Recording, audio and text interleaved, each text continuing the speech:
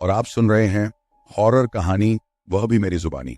तो दोस्तों, आज मैं आपके लिए पेट्रोल पंप पर नाइट शिफ्ट की एक बहुत ही खतरनाक कहानी लेकर आया हूं। कहानी बहुत ही डरावनी है, इसलिए आप लोग वीडियो को अंत तक जरूर देखें। दोस्तों, अगर आपके पास कोई डरावनी सच्ची कहानी है तो आप मुझे इंस्टाग्राम पर अपनी कहानी भेज सकते हैं। वीडियो शुरू करने से पहले मुझे आप सबसे छोटी सी रिक्वेस्ट है कि अगर आप मेरे चैनल पर नए हैं तो मेरे चैनल को सब्सक्राइब करना और मेरी वीडियो को लाइक भी करना। और दोस्तों, कमेंट करके हमें जरूर बताना कि हमारी कहानी आपको कैसी लगी, और आप अपना नाम भी लिखना और यह भी बताना कि आप किस शहर से मेरी वीडियो को देख रहे हो। और फिर मेरे आने वाली वीडियो में मैं आप लोगों के नाम बताऊंगा। तो चलिए दोस्तों, बिना समय बर्बाद किए कहानी शुरू करते हैं। मैं रिया हूं और ये कहानी है 2019 की भीषण गर्मी की एक रात की। दिल्ली की उमस इतनी तेज थी कि हवा में सांस लेना भी मुश्किल हो रहा था। ऐसे मौसम में रात की शिफ्ट किसी सजा से कम नहीं थी, मगर नौकरी तो नौकरी होती है। मैं उस वक्त एक छोटे से पेट्रोल पंप पर काम करती थी, जो शहर के बाहरी इलाके में एक सुनसान हाईवे पर स्थित था। पंप के आसपास कुछ नहीं था, सिवाय दूर दूर तक फैले सूखे खेतों और जंगल की एक काली दीवार के। रात होते ही इलाका अजीब सा सन्नाटा ओढ़ लेता। रेडियो की आवाज ही मेरी इकलौती साथी होती थी। उस रात करीब 2 बजे अचानक रेडियो में सिर्फ सरसराहट रह गई। बिजली जाने का डर हुआ, मगर दुकान की लाइटें जल रही थीं। थोड़ी देर में बिजली की तारों पर बिजली की चिंगारियां दौड़ने लगीं। रेडियो की स्पीकर से एक भयानक चीख निकली और फिर सब कुछ शांत हो गया। घबराहट के साथ मैंने बाहर झांका। सन्नाटा और भी गहरा गया था। हवा में एक अजीब सी सनसनाहट थी, जैसे हजारों कीड़े मक्खी एक साथ भिन भिना रहे हों। दूर जंगल से अजीब सी आवाजें आने लगीं, जो किसी जानवर की दहाड़ जैसी थी, मगर किसी परिचित जानवर की नहीं। थोड़ी देर में दूर हाईवे पर हेडलाइट्स की रोशनी दिखाई दी। राहत मिली, शायद कोई ट्रक गुजर रहा होगा। मगर करीब आते ही रोशनी अचानक रुक गई। कुछ देर तक कुछ नहीं हुआ, फिर अचानक इंजन की तेज आवाज सुनाई दी, जैसे गाड़ी पलट गई हो। मैं दौड़कर गेट के पास गई। बाहर का नजारा देखकर मेरी सांस थम गई। हाईवे पर कोई गाड़ी नहीं थी, सिर्फ लंबे लंबे काले पैरों के निशान रेत पर पड़े हुए थे, जो हाईवे से जंगल की तरफ जाते थे। फोन नेटवर्क नहीं था, पुलिस को बुलाना असंभव था। मैं दुकान के पीछे छिपकर सिर्फ कांपती रही, सुबह होने का इंतजार करती रही। जब सुबह हुई तो मैंने हिम्मत करके बाहर देखा। सन्नाटा टूटा हुआ था। हवा में फिर से गर्मी की लपटें थीं, लेकिन रात की घटना कोई बुरा सपना नहीं थी। काले पैरों के निशान जस के तस वहीं थे। पुलिस आई, जांच पड़ताल की, पर कुछ नहीं मिला। उन्होंने इसे मेरा दिमागी खराब होना करार दिया। लेकिन मैं जानती थी, मैंने जो देखा वो सच था। वह रात के बाद उस पंप पर कभी कोई नहीं रुका। कंपनी ने मुझे दूसरी जगह ट्रांसफर कर दिया। मगर रात के अंधेरे में उस सुनसान हाईवे पर कभी कभी मुझे लगता है वो काले पैर वापस आते हैं, किसी और को अपना शिकार बनाने के लिए। रात के सन्नाटे को चीरती वो आवाजें दूर जंगल से फिर आने लगी। कंपनी तो मुझे दूसरी जगह ट्रांसफर कर चुकी थी, मगर उस खौफनाक रात के ख्याल से मैं कहीं भी शांत ना रह पाती थी। हर रात रेडियो की सरसराहट और बिजली की चिंगारियां मेरी आंखों के सामने नाचने लगती। एक रात सोते हुए मुझे एक सपना आया। जंगल की गहराई से निकलते हुए एक लंबा चौड़ा काला साया, जिसके पैर जमीन से नहीं छू रहे थे। उसकी आंखें जलती हुई लाल थीं और वो एक अजीब सी भाषा में कुछ बुदबुदा रहा था। मैं चीखना चाहती थी, पर मेरी आवाज गले में अटकी हुई थी। सपने से चौंक कर मैं उठी तो सुबह हो चुकी थी। रेडियो की खबरों में एक खौफनाक खबर चल रही थी। शहर से करीब 50 किलोमीटर दूर उसी हाईवे पर एक गाड़ी गायब हो गई थी। गाड़ी में एक परिवार सफर कर रहा था। पुलिस को सिर्फ गाड़ी के टायरों के निशान मिले थे, जो हाईवे से जंगल की तरफ जाते थे। खून खौल उठा। वो काले पैरों के निशान, वो आवाजें, ये सब जुड़ता हुआ लगने लगा। क्या वो परिवार उसी काले साए का शिकार हो गया? कुछ दिनों बाद अचानक उस पंप के नए मैनेजर का फोन आया। घबराई हुई आवाज में उसने बताया, रिया जी, कुछ अजीब हो रहा है। रात में अचानक बिजली चली जाती है और रेडियो में सिर्फ सरसराहट आती है। फिर वो आवाजें जंगल से। उसके मुंह से निकले हर शब्द ने मेरी रूह को कंपा दिया। मैंने उसे सारी कहानी बताई। जब उसने काले पैरों के निशानों की बात सुनी तो उसकी आवाज और भी कांप गई। उसने बताया, आज सुबह दुकान के पीछे एक टूटा हुआ मोबाइल फोन मिला है। क्या ये उसी गायब हुए परिवार का हो सकता है? एक खौफनाक खामोशी फोन के दोनों तरफ छा गई। हम दोनों जानते थे ये सिर्फ एक फोन नहीं, एक खतरे का सबूत है। अब क्या किया जाए? पुलिस को भरोसा दिलाना मुश्किल है, लेकिन उस जंगल में क्या है ये जानना भी जरूरी है। शायद उस गायब हुए परिवार को बचाने का अभी भी समय है। मेरे दिमाग में एक पागल सा ख्याल आया, उस खौफनाक जगह पर वापस जाने का, लेकिन अकेले जाना नामुमकिन है। मैंने अपने एक दोस्त से संपर्क किया, आर्यन। वो थोड़ा बेखौफ है और रहस्य सुलझाने का शौकीन। कहानी सुनने के बाद वो बिना हिचकिचाहटे मेरे साथ आने के लिए तैयार हो गया। हमने एक प्लान बनाया, पुरानी दुकान के पीछे छिपकर रात का इंतजार करेंगे। अगर वो काला साया फिर आया तो उसकी तस्वीर लेने की कोशिश करेंगे। शाम ढलते ही हम हाईवे पर पहुंचे। पुरानी दुकान वैसे ही खंडहर सी खड़ी थी। हवा में एक अजीब सी सन्नाटा था। हमने दुकान के पीछे छिपकर रात का इंतजार शुरू किया। समय कटने का नाम नहीं ले रहा था। तभी अचानक रेडियो में सरसराहट होने लगी। बिजली की तारों पर चिंगारियां दौड़ने लगी। मेरा दिल जोरों से धड़कने लगा। आगे क्या होगा? क्या वो काला साया फिर आएगा? क्या हम उसका रहस्य सुलझा पाएंगे या खुद उसी अंधेरे जंगल का हिस्सा बन जाएंगे? हवा में एक खौफनाक सी शीतलता लपेटने लगी। आर्यन ने मेरा हाथ मजबूती से पकड़ रखा। तभी जंगल की गहराई से वो आवाजें फिर गूंजने लगीं। वो किसी जानवर की दहाड़ से कहीं ज्यादा भयानक थीं, मानो हजारों लाशें एक साथ चीख रही हों। मेरी रीढ़ की हड्डी में सिहरन दौड़ गई। अचानक बिजली चली गई और चारों तरफ घनघोर अंधेरा छा गया। रेडियो की सरसराहट भी बंद हो गई। हम दोनों दुकान की दीवार से सटकर खड़े हो गए। एक दूसरे की सांसों की आवाज ही सुनाई दे रही थी। कुछ ही सेकंड बाद दूर जंगल से दो लाल बिंदियां टिमटिमाने लगीं। वो आंखें थीं, जलती हुई लाल आंखें। आंखें धीरे धीरे करीब आ रही थीं, मानो वो हमें ढूंढ रही हों। आर्यन ने धीरे से अपनी जेब से कैमरा निकाला। उसका हाथ कांप रहा था, लेकिन उसने हिम्मत जुटाकर कैमरे का लेंस उन लाल आंखों की तरफ फोकस किया। क्लिक। कैमरे की फ्लैश कुछ ही सेकंड के लिए जंगल को रोशन कर गई। उस रोशनी में हमने एक अस्पष्ट सा आकार देखा। वो बेहद लंबा था। उसका पूरा शरीर काला धुएं जैसा लग रहा था। उसके पैर जमीन से नहीं छू रहे थे।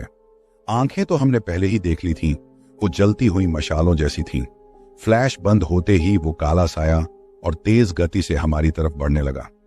आर्यन ने एक और तस्वीर लेने की कोशिश की, लेकिन कैमरे से सिर्फ एक धुंधली सी आकृति ही कैद हो पाई।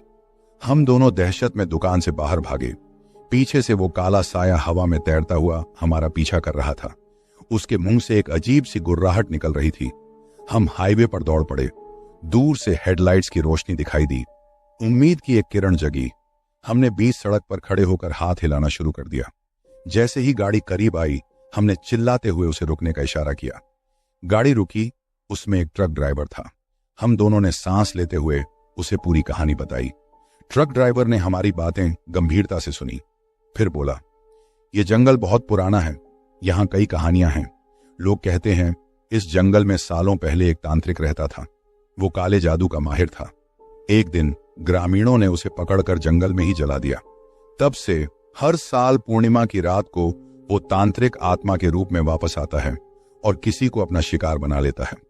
हम दोनों एक दूसरे का मुंह ताकते रह गए। ट्रक ड्राइवर ने हमें अपने ट्रक में बैठने का इशारा किया। वो बोला, शहर तक छोड़ दूंगा। ट्रक हाईवे पर दौड़ने लगा।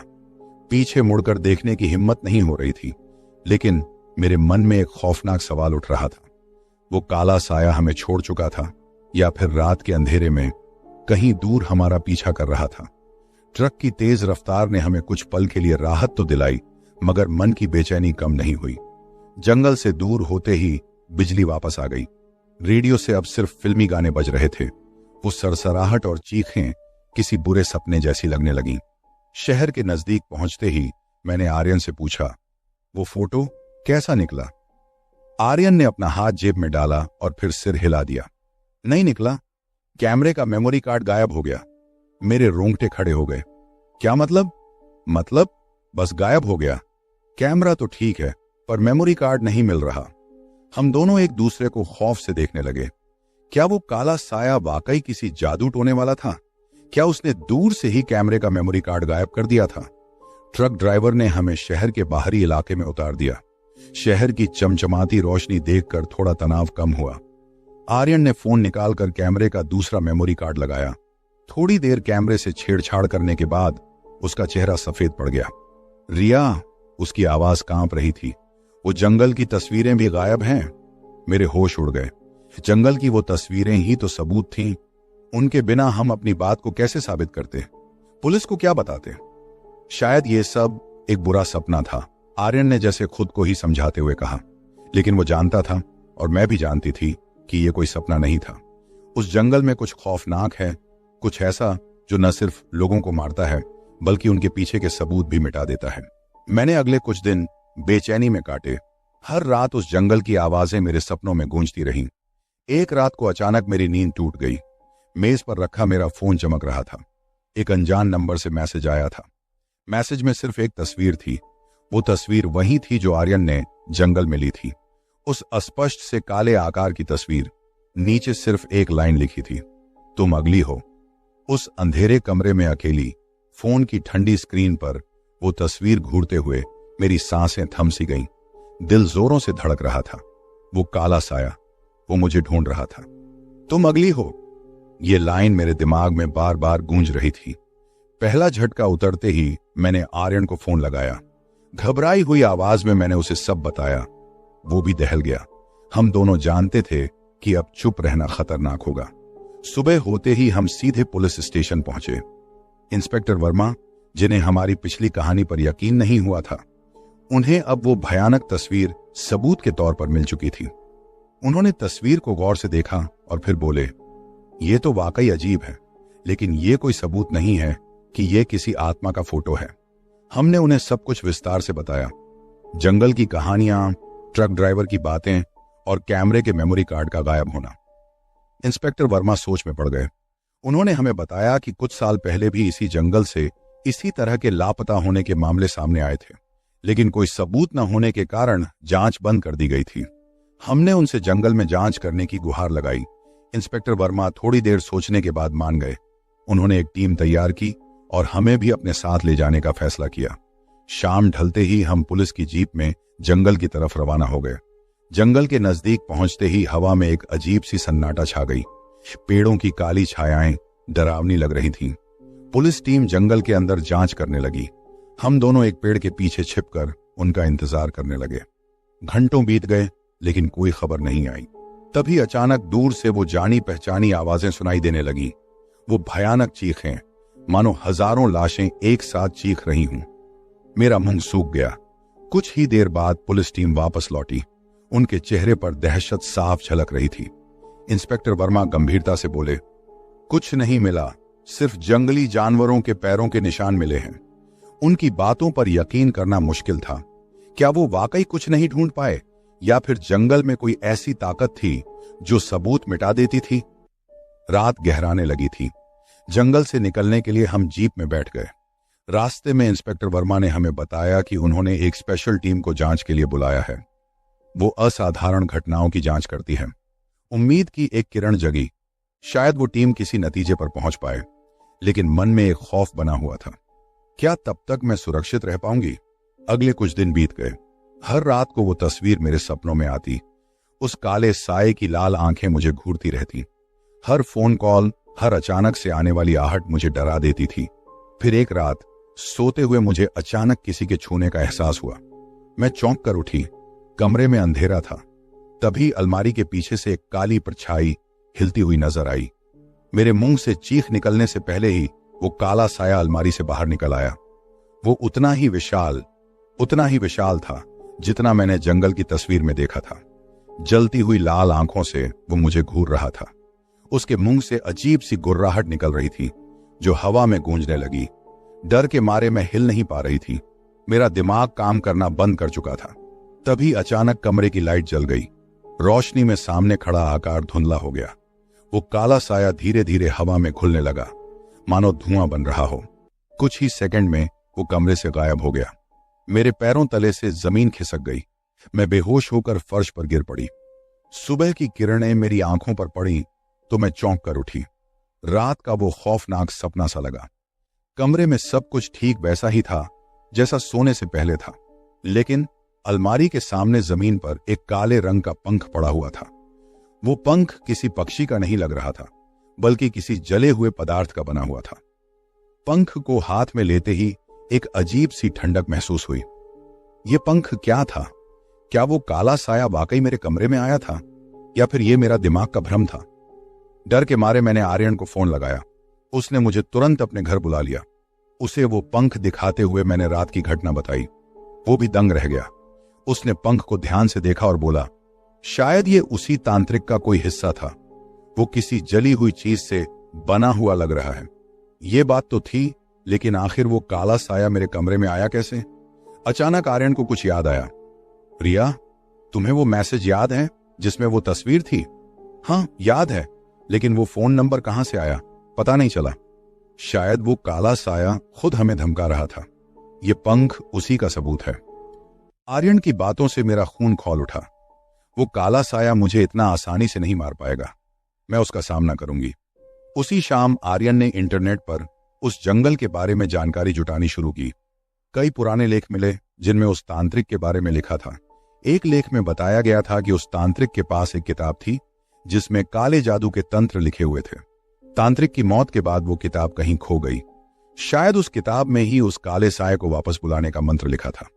हमें वो किताब ढूंढनी थी। अगले कुछ दिन हमने पुराने लेखों और किताबों को खंगालते हुए बिताए। आखिरकार हमें एक उम्मीद की किरण मिली। एक पुराने ग्रंथ में जंगल के पास एक गुफा का जिक्र था। ग्रंथ के मुताबिक उस गुफा में ही तांत्रिक रहता था।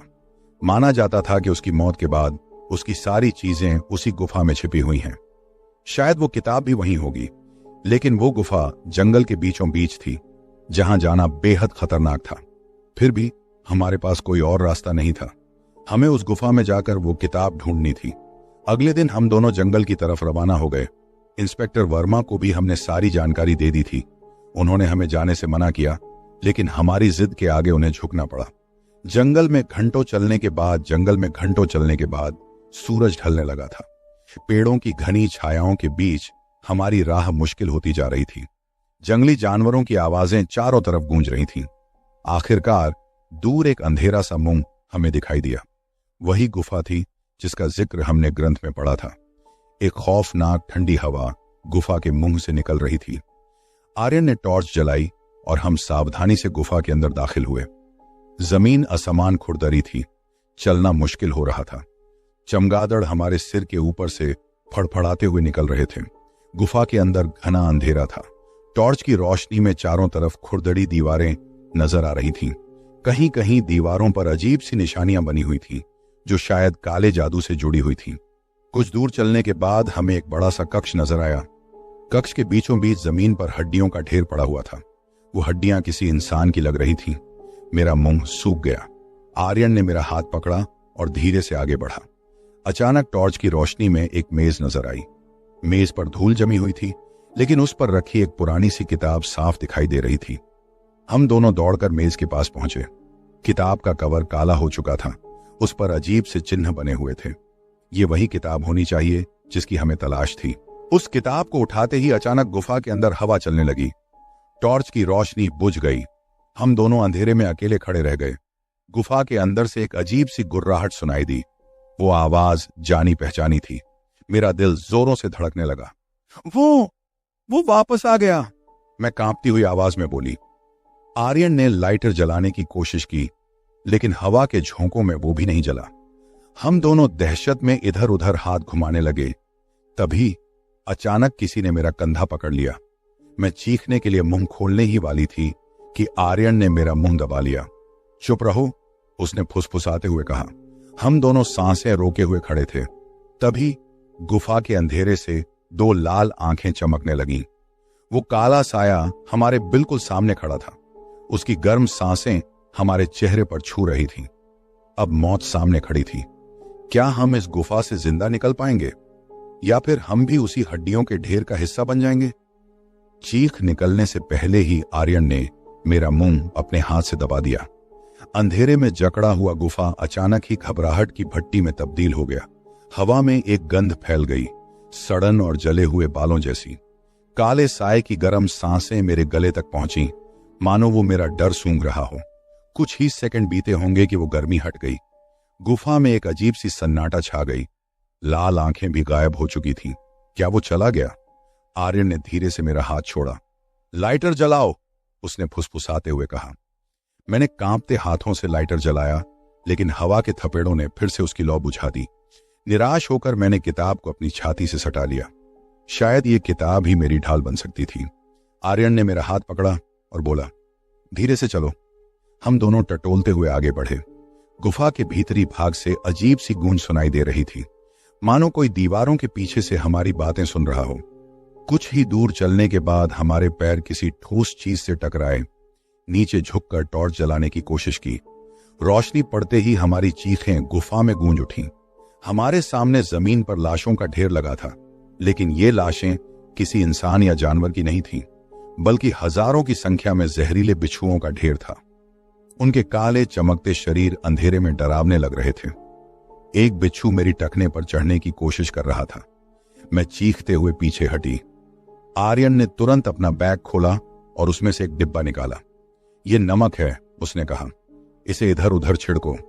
मैंने थरथराते हाथों से नमक को बिच्छुओं के ढेर पर छिड़का। नमक लगते ही बिच्छू इधर उधर भागने लगे। इस मौके का फायदा उठाकर हम तेजी से गुफा के बाहर की तरफ भागे। हर कदम पर मौत का साया मंडरा रहा था। गुफा के मुंह से निकलते ही हमने राहत की सांस ली। जंगल के ऊपर चांद चमक रहा था, लेकिन जैसे ही हमने जंगल से बाहर निकलने की कोशिश की, चारों तरफ से जंजीरों की खनखनाहट सुनाई देने लगी।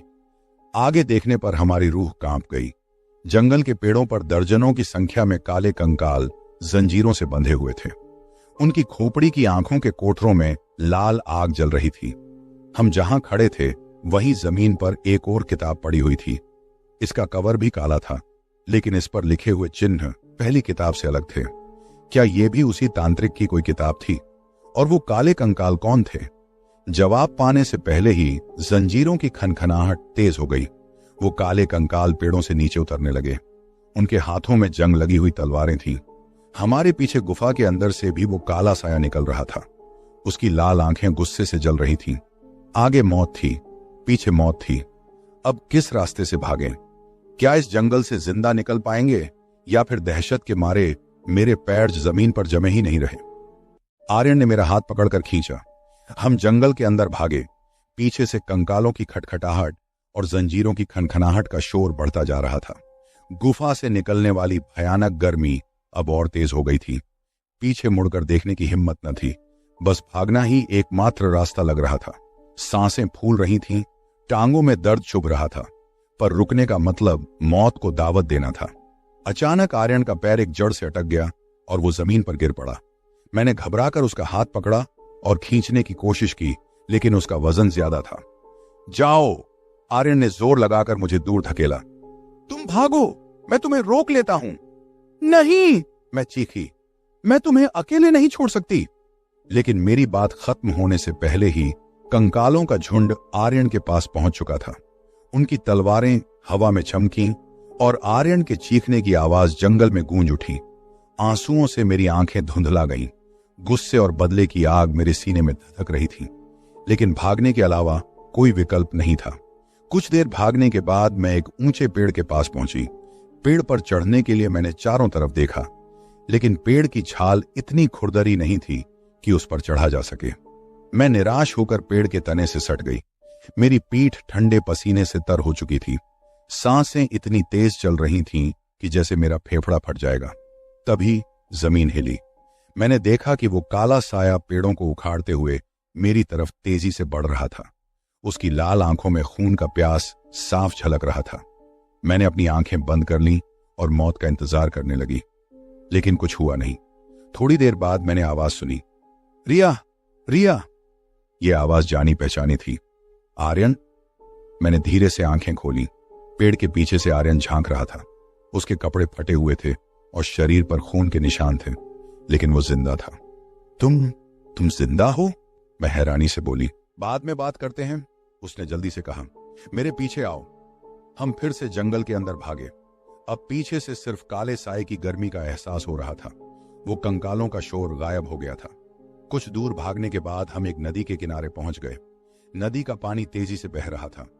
रात के अंधेरे में यह पता लगाना मुश्किल था कि नदी कितनी गहरी है। क्या करें? मैंने घबराकर पूछा। पता नहीं, आर्यन हांफते हुए बोला, लेकिन नदी पार करनी होगी। हम दोनों नदी के किनारे खड़े होकर कुछ देर सोचते रहे। आखिरकार आर्यन ने एक पेड़ से टूटी हुई शाखा उठाई और उसमें से पत्तियां निकालकर एक साधारण सी बेड़ी बना ली। इसमें तुम पकड़ लो, उसने मुझे बेट देते हुए कहा। मैं तैरकर दूसरी तरफ चला जाऊंगा और तुम्हें खींच लूंगा। लेकिन यह बहुत खतरनाक है, मैंने विरोध जताते हुए कहा। नदी इतनी तेज बह रही है, अगर डूब गए तो। आर्यन ने मेरा कंधा पकड़ा और आंखों में आंसू लिए बोला, और विकल्प नहीं है रिया, वो काला साया पीछे ही है। अगर हम यहां रुके तो मर जाएंगे। शायद ये रास्ता बचने का एकमात्र मौका है। उसकी बातों में सच्चाई थी। पीछे से आने वाली भयानक गर्मी बता रही थी कि वो काला साया दूर नहीं है। मैंने गहरी सांस ली और बेड को पकड़ लिया। आर्यन ने नदी में छलांग लगा दी। तेज धारा उसे बहाकर ले जा रही थी, लेकिन वो हार नहीं मान रहा था। वो मेरी तरफ एक उम्मीद भरी निगाह डालकर तैरता रहा। मैंने भी नदी में कदम रखा। ठंडा पानी मेरी टखनों तक आ गया। मेरा पूरा शरीर कांप उठा। नदी का बहाव इतना तेज था कि मुझे संभालना मुश्किल हो रहा था। आर्यन ने दूर से ही बेड को पकड़ लिया और मुझे अपनी तरफ खींचने लगा। नदी के बीचों बीच पहुंचते ही पानी मेरे सीने तक आ गया। सांस लेना भी मुश्किल हो गया था। अचानक बेड टूट गई। शायद वो टूटी हुई शाखा इतना जोर सह नहीं पाई थी। चीख निकलने से पहले ही मैं पानी में डूब गई। नदी का गहरे हरे पानी ने मुझे अपनी भयानक बाहों में जकड़ लिया। चारों तरफ अंधेरा छा गया। घबराहट के मारे मेरे पैर बेतहाशा छटपटा रहे थे। फेफड़ों में हवा के लिए तड़प मची थी। धीरे धीरे मेरी आंखों के सामने अंधेरा छा गया। होश खोने से पहले मुझे लगा कि कोई ठंडा चिकना हाथ मेरा पैर पकड़ रहा है। कुछ देर बाद जब होश आया तो मैं किनारे पर लेटी हुई थी। मेरा पूरा शरीर दर्द कर रहा था। सांस लेने में भी तकलीफ हो रही थी। आर्यन मेरे पास बैठा हुआ था। उसके चेहरे पर गहरी चिंता थी। मैं जिंदा हूं? मैंने कांपती आवाज में पूछा। हां, आर्यन ने राहत की सांस लेते हुए कहा। मैंने तुम्हें किसी तरह किनारे खींच लिया। तुम बेहोश हो गई थी। मैंने चारों तरफ देखा। वो काला साया कहीं नहीं था। नदी के उस पार जंगल भी गायब हो चुका था। हम एकदम सुनसान मैदान में खड़े थे। आखिर हम कहां आ गए थे? अचानक हवा में एक ठंडी लहर दौड़ी। दूर क्षितिज पर एक भयानक आकृति धीरे धीरे उभरने लगी। वो आकृति इतनी विशाल थी कि उसे देखकर मेरा दिल दहल गया। ये आकृति किसी इंसान या जानवर की नहीं थी, बल्कि एक विशालकाय सांप की थी। उसके पीले शरीर पर काले धब्बे बने हुए थे और लाल आंखें गुस्से से जल रही थीं। वह विशालकाय सांप हमारी तरफ तेजी से बढ़ रहा था। उसकी फुफकार सुनकर मेरा खून जम गया। क्या इस जंगल से निकलने का कोई रास्ता नहीं था? हर बार मौत से बचने के बाद एक नया खतरा सामने आ जाता था। क्या हम इस बार भी जिंदा बच पाएंगे? चीख निकलने से पहले ही आर्यन ने मेरा मुंह अपने हाथ से दबा दिया। विशाल सांप अब इतना करीब आ चुका था कि उसकी फुफकार हवा में कंपन पैदा कर रही थी। उसकी लाल आंखों में हमारी छवि सिमटी हुई नजर आ रही थी। कुछ सोचकर आर्यन ने अपनी जेब से वो दूसरी किताब निकाली जिसे हमने गुफा के बाहर पाया था। वो जल्दी से उस किताब को खोलने लगा। पन्नों पर अजीब से चिन्ह बने हुए थे जिन्हें हम समझ नहीं पा रहे थे। क्या कर रहे हो? मैंने फुसफुसाते हुए पूछा। शायद इस किताब में इस जंगल से निकलने का रास्ता लिखा हो, उसने जवाब दिया। आवाज में घबराहट साफ झलक रही थी। उसने तेजी से पन्ने पलटते हुए किसी खास निशान को ढूंढ रहा था। तभी सांप का विशाल सिर हमारे ठीक ऊपर आ गया। उसकी फुफकार अब गर्जना में बदल गई थी। मेरे शरीर में खून की एक बूंद भी नहीं हिल रही थी। आंखें बंद करके मैंने मरने की ही प्रार्थना कर ली। अचानक आर्यन ने एक चीख निकाली। उसने किताब में एक खास चिन्ह पा लिया था और तेजी से उसे पढ़ना शुरू कर दिया।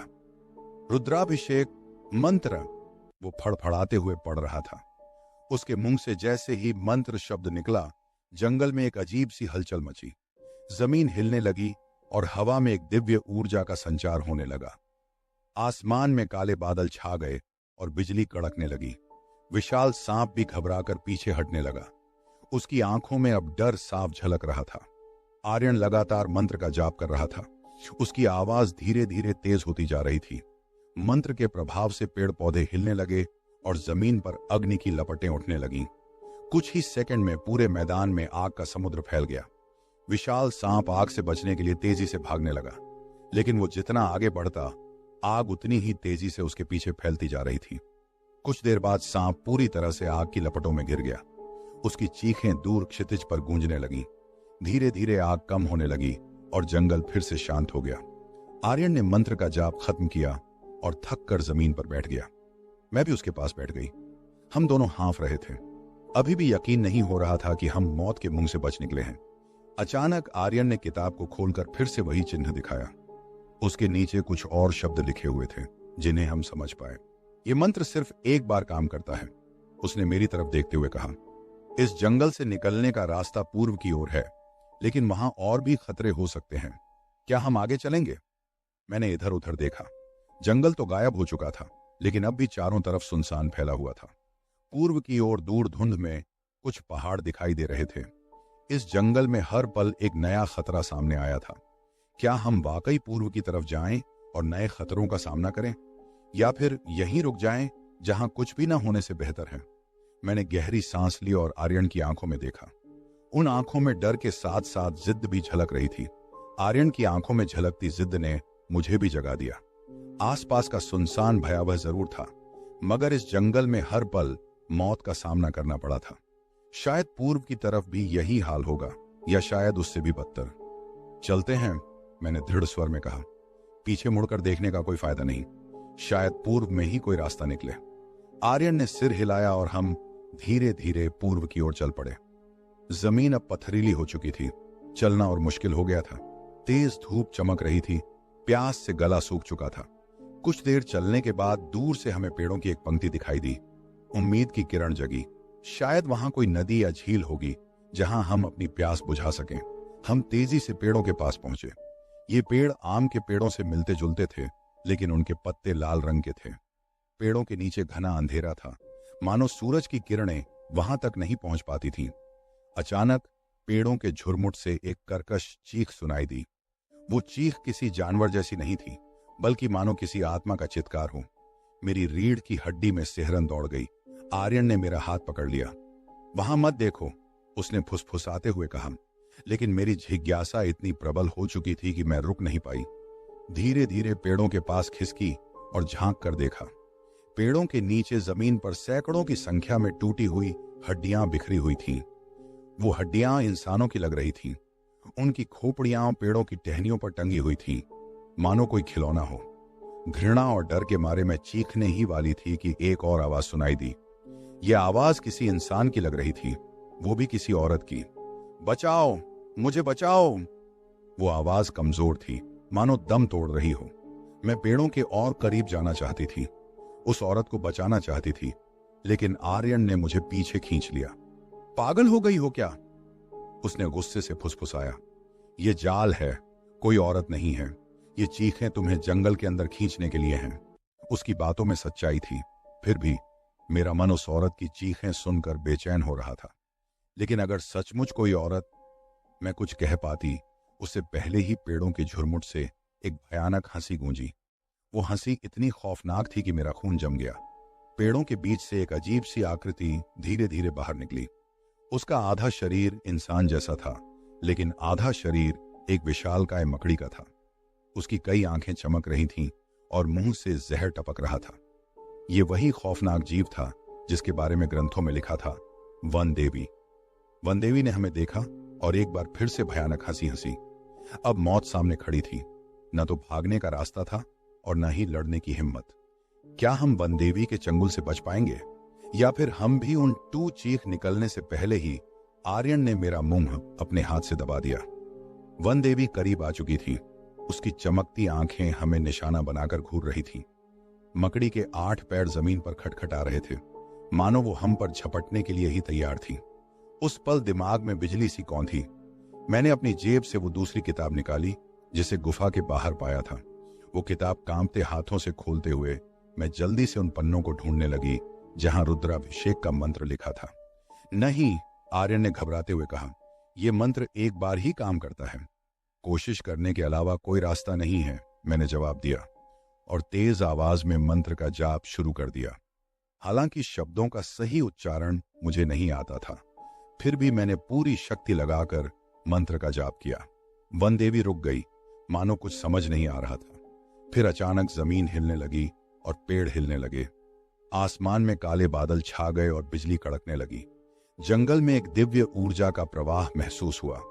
तभी मंत्र के बीच से एक शब्द निकला, अग्नि। उसी पल हमारे चारों तरफ आग का एक गोला बन गया। वनदेवी चीखते हुए पीछे हटने लगी, लेकिन आग का गोला उसका पीछा कर रहा था। वो जितना भागती, आग उतनी ही तेजी से उसके पीछे फैलती जा रही थी। कुछ ही सेकंड में वनदेवी पूरी तरह से आग की लपटों में घिर गई। उसकी चीखें दूर क्षितिज पर गूंजने लगीं। धीरे धीरे आग कम होने लगी और जंगल फिर से शांत हो गया। हवा में जलने का हल्का सा गंध रह गया था। मैं थक कर जमीन पर गिर पड़ी। आर्यन भी मेरे पास बैठ गया। हम दोनों हाँफ रहे थे। जिंदा बच निकलने की खुशी के साथ ही डर का साया भी हमारे ऊपर था। कुछ देर बाद आर्यन ने पूछा, ये मंत्र, ये तुमने कैसे पढ़ा? मैंने सिर हिलाया। नहीं जानती, बस दिमाग में आया और बोलती चली गई। शायद किताब ने किसी तरह मेरी मदद की थी। शायद वनदेवी को यह मंत्र अपरिचित था, इसीलिए वो उसका सामना नहीं कर पाई। अचानक मुझे याद आया कि किताब के उस पन्ने पर मंत्र के नीचे कुछ और लिखा हुआ था। मैंने उसे खोलकर देखा। कुछ देर पढ़ने के बाद मेरा चेहरा खुशी से चमक उठा। देखो, मैंने आर्यन को किताब दिखाते हुए कहा, इसमें लिखा है कि इस जंगल से निकलने का रास्ता उत्तर की ओर है और वहां शांति की नगरी है। आर्यन ने किताब ली और पढ़ा। उसकी आंखों में भी उम्मीद की किरण झलक उठी। शायद इस सफर का अंत सुखद होगा। हमने थोड़ा आराम किया और फिर उत्तर की ओर चल पड़े। रास्ते में कई मुश्किलें आईं, लेकिन हम हार नहीं माने। हमने जंगली जानवरों का सामना किया, भूख और प्यास से जूझते रहे, लेकिन हर चुनौती को पार करते हुए हम आगे बढ़ते रहे। आखिरकार कई दिनों की यात्रा के बाद हमें दूर से एक चमकती रोशनी दिखाई दी। जैसे जैसे हम करीब जाते थे, रोशनी तेज होती जाती थी और फिर हमने उसे देख लिया। शांति की नगरी, सफेद संगमरमर के महल, हरे भरे बगीचे और हंसमुख लोगों से। तो मुझे उम्मीद है कि आपको वीडियो पसंद आएगा और कृपया मेरे चैनल को सब्सक्राइब करें और वीडियो को लाइक करें। अगले वीडियो में मिलते हैं, तब तक के लिए अलविदा।